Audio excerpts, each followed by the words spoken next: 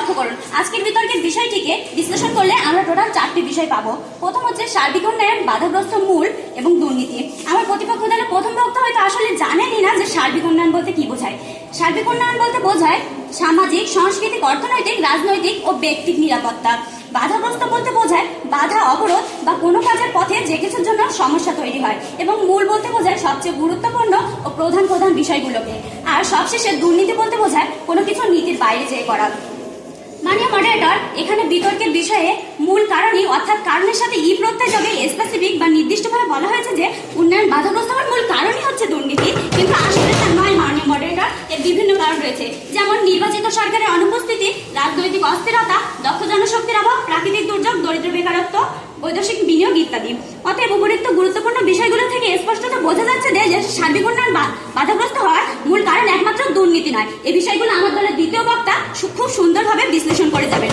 মাননীয় মডারেটর, আমার প্রতিপক্ষ দলের প্রথম বক্তা একটু আগে নিজের বক্তব্যে আবেগে নিজে ভেসেছেন এবং দর্শককে চেষ্টা করেছেন আবেগে ভাসানোর, কিন্তু তিনি হয়তো ভুলে যাচ্ছেন যে আবেগ দিয়ে জীবন চলে না, যুক্তিতে নিলে মুক্তি আবেগ দিয়ে হয়। মাননীয় মডারেটর, প্রখ্যাত অর্থনীতিবিদ ইয়ং এর মতে সার্বিক উন্নয়ন হলো কোনো ব্যক্তি বা সমাজের সামাজিক, অর্থনৈতিক, রাজনৈতিক ও অগ্রগতির একটি জটিল প্রক্রিয়া। অতএব এ থেকে বোঝা যাচ্ছে যে নানা সমস্যার সমাধান করার মাধ্যমে আমরা আমাদের দেশের সার্বিক উন্নয়ন করা সম্ভব। মাননীয় প্রতিপক্ষ দল, আপনারা বলছেন যে দেশের সার্বিক উন্নয়ন বাধাগ্রস্ত হওয়ার মূল কারণই হচ্ছে দুর্নীতি, কিন্তু শিক্ষা ও স্বাস্থ্যক্ষেত্রে বিনিয়োগের ঘাটতিকে আপনারা উপেক্ষা করছেন। প্রশ্ন রেখে গেলে আমার প্রতিপক্ষ দলের দ্বিতীয় বক্তার কাছে আশা করি উত্তর পাবো। শুধু দুর্নীতি বললে হবে না ভাই, প্রশাসনের অদক্ষতা বুঝতে হবে। তাই নেতৃত্বে যদি থাকে ভুল, উন্নয়ন হয় না কখনো ফুল। মাননীয় মডারেটর, বাংলাদেশ একটি প্রাকৃতিক দুর্যোগের দেশ। এখানে সারা বছর লেগে থাকে বিভিন্ন ধরনের প্রাকৃতিক দুর্যোগ। বড় বড় প্রাকৃতিক দুর্যোগ যেমন বন্যা, ঘূর্ণিঝড়, এগুলো কি দেশের সার্বিক উন্নয়নে বড় বাধা নয়? প্রশ্ন রেখে গেলাম প্রতিপক্ষ দলের দ্বিতীয় বক্তার কাছে আশা করি উত্তর পাবো। মাননীয় মডারেটর, আমরা আমার প্রতিপক্ষ দলের প্রথম বক্তার কাছে আশা করেছিলাম যে তিনি হয়তো আজকের বিষয়টির যথার্থ সংজ্ঞায়ন করবেন, কিন্তু তিনি তা করেননি। তিনি দলীয় অবস্থানের সুযোগ গ্রহণ করে আজকের বিষয়টির যথার্থ অসংজ্ঞায়ন করেছেন। মাননীয় মডারেটর, আমার প্রতিপক্ষ দলের প্রথম বক্তা প্রশ্ন করে গিয়েছিল, আমি তার প্রশ্নের পাল্টা উত্তরে বলতে চাই, দুর্নীতি থাকা সত্ত্বেও তাহলে ভারত এবং চীন কিভাবে উন্নতি করছে? প্রশ্ন ভাষণে দেওয়া বর্তমান প্রধান উপদেষ্টা ডক্টর ইউনূসের কিছু কথা। তিনি বলেছেন, দুর্নীতি শুধু অর্থ নয়, একটি জাতির চরিত্রকেও নষ্ট করে। তাই দুর্নীতিগ্রস্ত দেশ হয় বাংলাদেশ কাঙ্ক্ষিত বিদেশি বিনিয়োগ আকর্ষণ করতে ব্যর্থ হচ্ছে। বাস্তবতা যখন এমন, তখন বৈষম্য বিরোধী ছাত্র আন্দোলন, গণঅভ্যুত্থানের পর দেশ পুনর্গঠনে এই ক্রান্তি লগ্নে দেশের সকল খাতে দুর্নীতি দূরীকরণ ছাড়া দেশের সার্বিক উন্নয়ন সম্ভব নয় বলে আমি মনে করি। কারণ মাননীয় মডারেটর, দেশের সকল খাতে যদি দুর্নীতির স্থান থেকে যায়, তাহলে আমরা কখনোই আমাদের দেশকে সার্বিক উন্নয়ন করতে সক্ষম হব না। সুজলা সুফলা শস্য শ্যামলায় ভরা আমাদের এই সোনার বাংলাদেশ, যে দেশের মাটিতে রয়েছে খনিজ সম্পদ ও প্রাকৃতিক সম্পদ, যে দেশের মাটিতে সোনার ধান ফলে, যে দেশ পাট উৎপাদনে দ্বিতীয়, মাছ উৎপাদনে শীর্ষে, মাছ ও সবজি উৎপাদনে তৃতীয়, পরিমিত পোশাক রপ্তানিতে প্রথম স্থান অধিকার করা সত্ত্বেও সে দেশ কেন বিশ্ব দরবারে শীর্ষে অবস্থান করতে পারছে না? আমার প্রতিপক্ষ বন্ধুদের কাছে প্রশ্ন রেখে গেলাম, আশা করি উত্তর পাবো।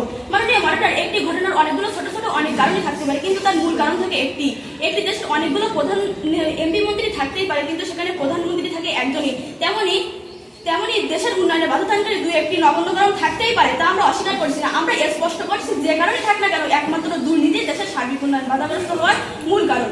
মাননীয় মডারেটর, আমার প্রতিপক্ষ বন্ধুগণের বুঝতে হবে, একটি গাছের গোড়া কেটে দিয়ে আগায় পানি দিলে সে গাছকে যেমন বাঁচানো সম্ভব হয় না, তেমনি দুর্নীতি করতে সুযোগ দিয়ে দেশের অর্থনীতি কখনোই সার্বিক উন্নয়ন করা সম্ভব হবে না। আমার প্রতিপক্ষ বন্ধুরা, মাননীয় মডারেটর, আমরা যখন সোশ্যাল মিডিয়া, টেলিভিশন, পত্রিকাতে দেখি বড় বড় ব্রিজ, কালভার্ট নির্ণয়ের সময় রডের পরিবর্তে বাল্ব ব্যবহার করা হচ্ছে, যা আমাদের 5% মতো সর্বশেষ পৌঁছাচ্ছে।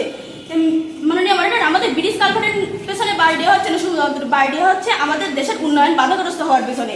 মাননীয় মডারেটর, পৃথিবী সহ সকল গ্রহ উপগ্রহ যেমন সূর্যকে কেন্দ্র করে আবদ্ধিত হয়, তেমনি দেশের সকল অন্যায়, অপকর্ম, দুর্নীতিকে সমাজ ও রাষ্ট্রকে করে গড়ে দেয়। একমাত্র দুর্নীতিকে সমাজ ও রাষ্ট্র থেকে নির্মূল করতে পারলে দেশের উন্নয়ন বাধাদানকে দুই একটি নগণ্য কারণ আপনি ঠিক হয়ে যাবে।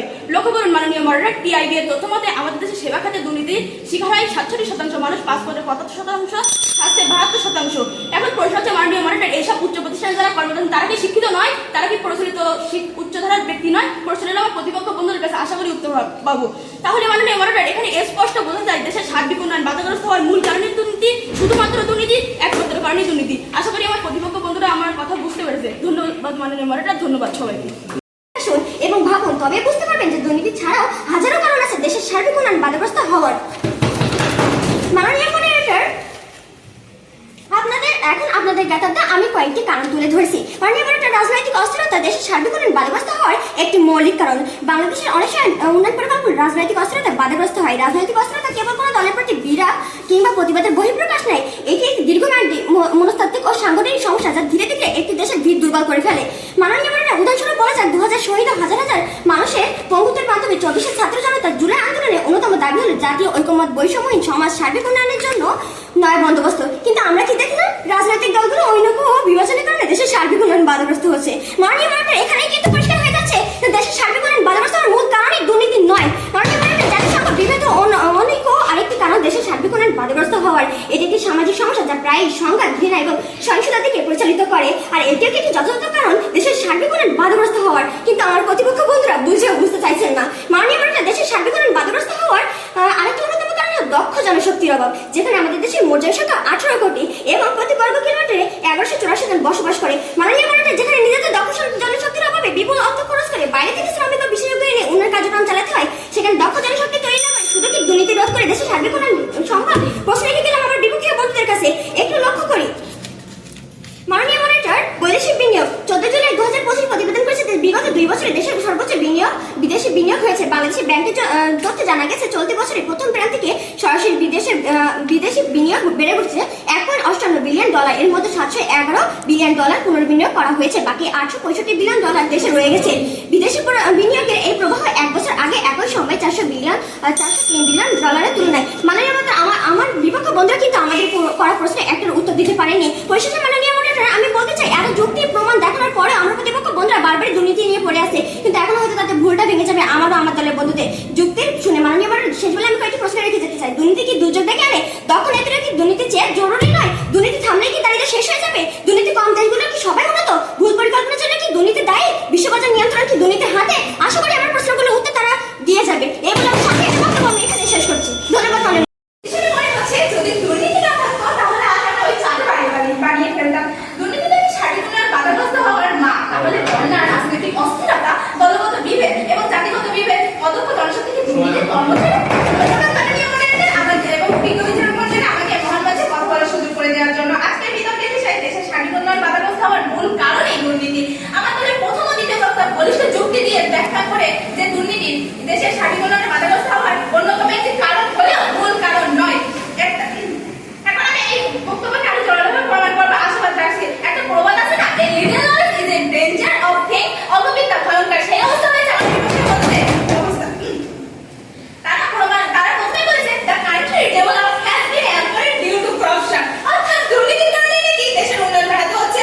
আচ্ছা, তাহলে আমি ওদের আশেপাশের সাথে বলতে হচ্ছে কিভাবে ইন্দোনেশিয়া, ভারত এবং নাইজেরিয়ার মতো দেশগুলো দুর্নীতি থাকা সত্ত্বেও উন্নত করছে। মানে তারা দ্বিতীয় প্রশ্ন করছে, আত্মসাৎ করেনি। অনেক মানুষ আত্মসাৎ করা হয়েছে, বাস দিয়ে সেতু তৈরি করা হয়েছে, বস্তা বস্তা টাকা আত্মসাৎ করা হয়েছে। তাহলে এখানে দুর্নীতি যদি দমনের মাধ্যমে যদি আমরা আইন প্রণয়ন না করি, তাহলে কিভাবে আমরা আমাদের দেশ থেকে দুর্নীতি দমনের মধ্যে সার্বিক উন্নয়ন সাধন করবো? এই বছর থেকে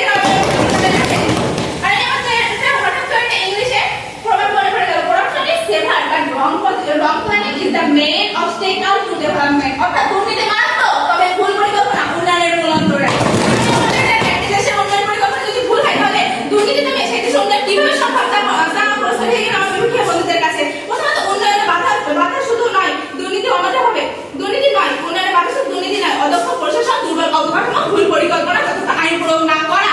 এমন যুক্তিসঙ্গত কারণ থাকা সত্ত্বেও কেন আমার বন্ধুরা বারবার এই আংশিক সত্যকে সত্য এবং মূলভাবে প্রমাণ করতে চাচ্ছে তা আমার সত্যিই জানা নেই।